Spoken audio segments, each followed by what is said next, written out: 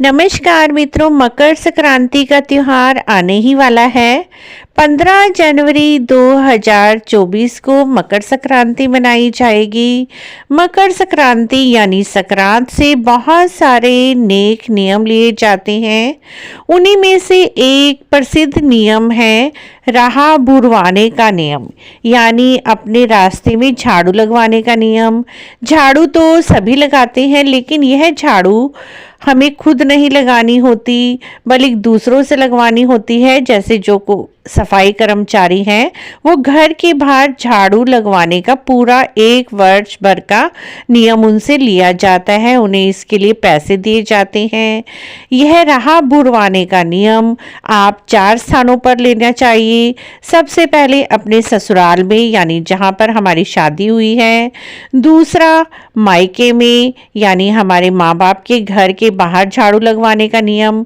तीसरा अपनी माँ के मायके में, यानी अपने मामा के घर के बाहर झाड़ू बुरवाने का नियम लेना चाहिए। चौथा नियम अपने पति के मामा के घर के बाहर राह बुरवाने का नियम लिया जाता है।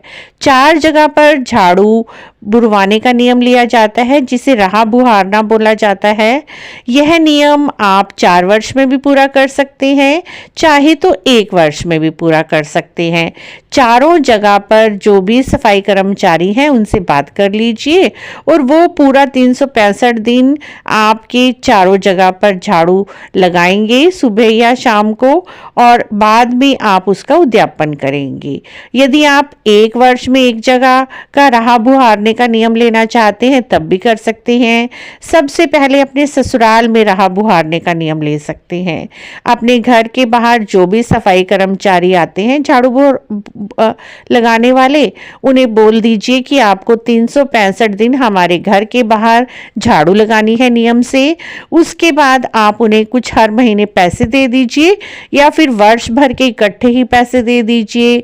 और 1 वर्ष होने के बाद जब संक्रांत आती है तब राह बुहारने का उद्यापन किया जाता है। उद्यापन के लिए आप उन्हें एक झाड़ू लाकर दीजिए, बांस की, एक टोकरा। यदि स्त्री झाड़ू लगा रही हैं तो स्त्री के पहनने योग्य आप सूट ला दीजिए, गरम शॉल, जूते और खाने पीने का सामान, मूंगफली, रेवड़ी और दक्षिणा। यदि कोई पुरुष झाड़ू लगा रहा है तो पुरुष के पहनने के वस्त्र, उनको स्वेटर या शॉल दे दीजिए, जूते दे दीजिए, चप्पल दे दीजिए, गरम जुराबे, मूंगफली, रेवड़ी, एक झाड़ू, टोकरा और साथ में दक्षिणा आप अवश्य ही दें।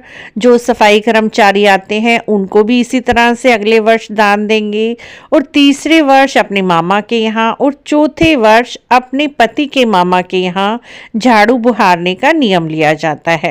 यदि चारों जगह झाड़ू बुहारने का नियम लेना संभव ना हो तो आप केवल 2 जगह का भी नियम पकड़ सकते हैं, क्योंकि आजकल लोग दूर हो जाते हैं, रिश्तेदार भी दूर दूर रहते हैं, तो इतना अधिक हम संपर्क में नहीं रह पाते।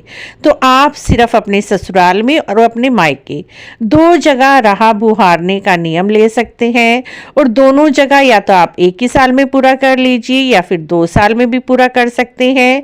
दोनों जगह पर ही आपको जो सफाई कर्मचारी आते हैं उन्हें ये सामान जरूर देना है, एक टोकरा, झाड़ू, पहनने के वस्त्र, गरम वस्त्र और साथ में खाने पीने का सामान और दक्षिणा। अपने यथासंभव जितनी आपकी शक्ति है, सामर्थ्य है, श्रद्धा है, उसी के अनुसार आप दान दक्षिणा दे सकते हैं।